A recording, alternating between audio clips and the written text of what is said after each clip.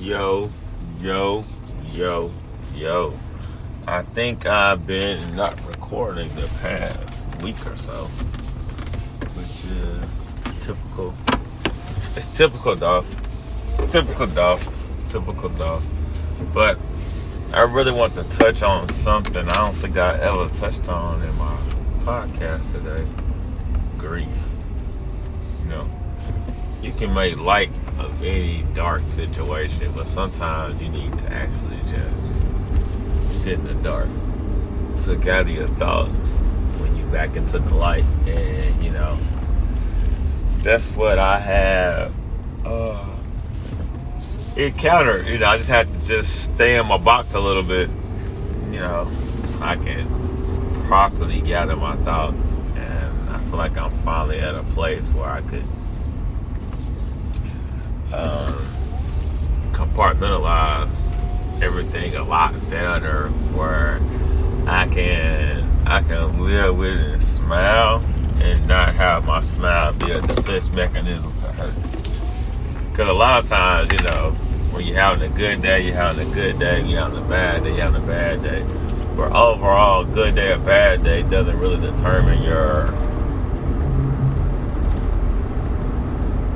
mood and your energy.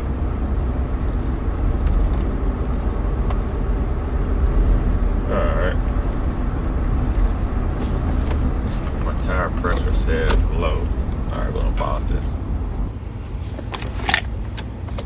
Alright, brief intermission. Had to put some air in my tires. I ain't had to put air in my tires in a while. So that was different. Back to what I was like talking about grief. You know, everybody grieves different, and I respect people who grieve the way they do. You know, I had to definitely sit inside of myself and my griefing, because I couldn't sit there and act like it didn't hurt or I wasn't hurt. So I actually had to sit in the hurt. And, you know, I feel like what I really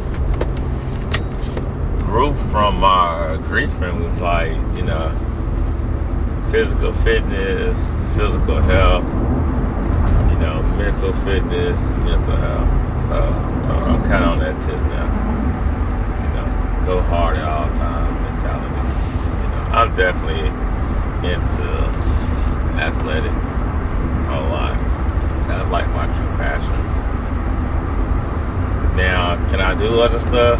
Yeah. I have other talents, but my true passion is really athletics. So when you act that way and you move in that manner, it just makes you feel a certain way. And when you feel a certain way, you gotta act a certain way. And I gotta do more of a conscience. I gotta give more of a conscious effort of living and acting that way. I be stressed, and when I'm stressed, I'm out of character. But I think that's everybody, you know. I can't be the one thinking like I'm different. I'm really like everybody else. I would say I'm more comfortable being, you know, flawed. But I would also say I'm learning about my flaws. I thought I knew my flaws, but I'm still learning about my flaws. So if I be still learning about my flaws, I just gotta like do it a certain way. And when I started doing it a certain way, I would ideally have different results. But yeah, Major Bonzo passed away a few days ago, and it hit me on this whole. He's kind of like my mentor when I was in the military. My mentor that kind of lived a certain lifestyle where I was like, I should be like him more.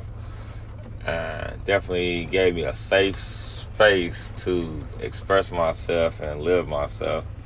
So when he passed away, it kind of hit me a certain way, but it hit me in layers.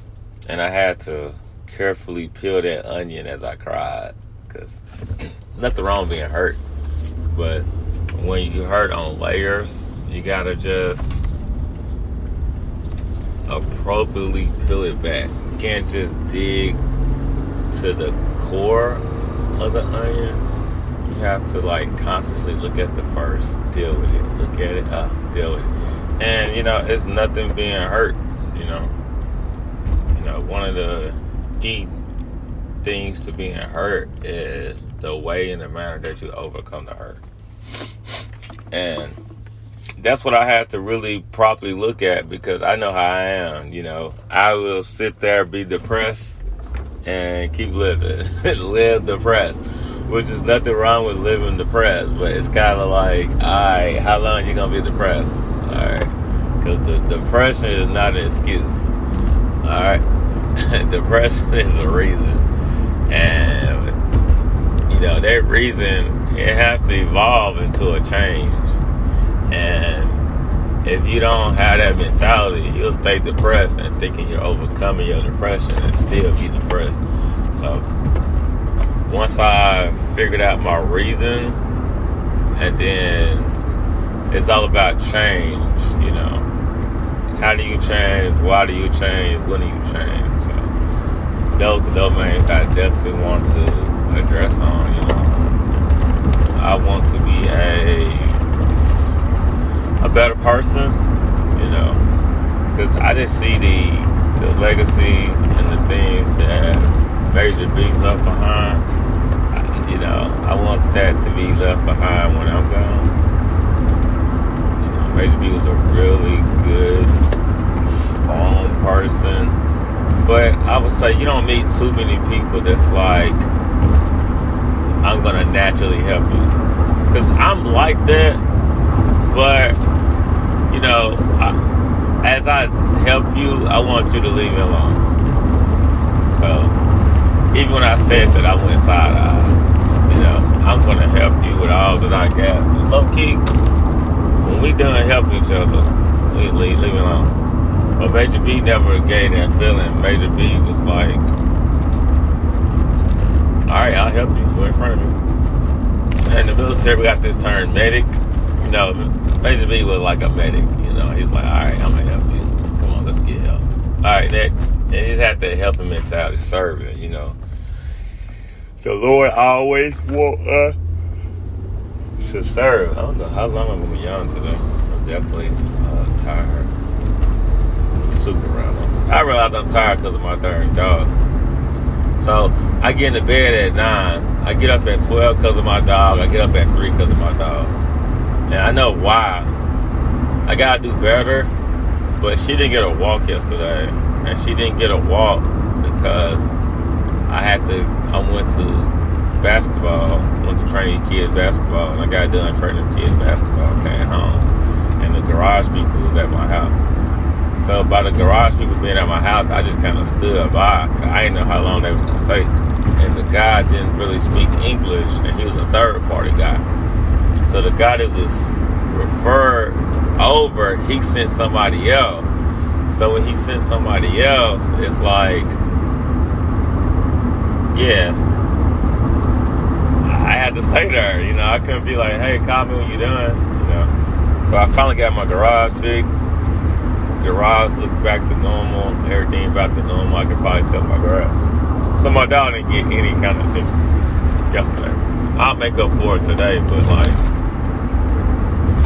super duper challenging for me to go get her time. And then when I did finally got done, I was hungry. I was eating up everything I saw. And then I got done eating, it was like, all right, that's done. What's next? All right. It led to me showering, just going to sleep. Yeah.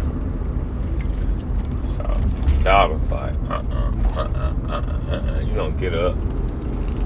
And I probably should start letting her stay in my room, but it's so, I guess it's excuses. I could probably start letting her stay in my room.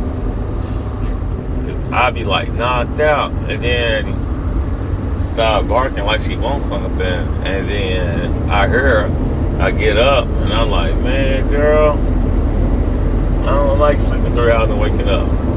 Unless I'm leaving or going somewhere. So I got do better with that. So, back to my griefing. Yeah, so I had a lot of reflecting and like self-searching, you know, because somebody passed away and they got good qualities. You want to keep those qualities and pass them on to the world, things like that. I had some of that going on, but it hit me on a different level when I thought about his ex-wife passed away years ago before he got remarried. And I was like, man, them kids, he got 3 boys, and I was like, man, those kids, I'm not gonna say traumatized, but them kids hurt. You know, kids hurt. And I can only imagine for them to find out their dad passed away the way he did. I'm not saying we all planned to pass away, but I'm pretty sure Major B didn't plan on passing. And I call him Major B because I always know him as Major B. I always know him as Major B. And me knowing him as Major B is really, really, really, really, really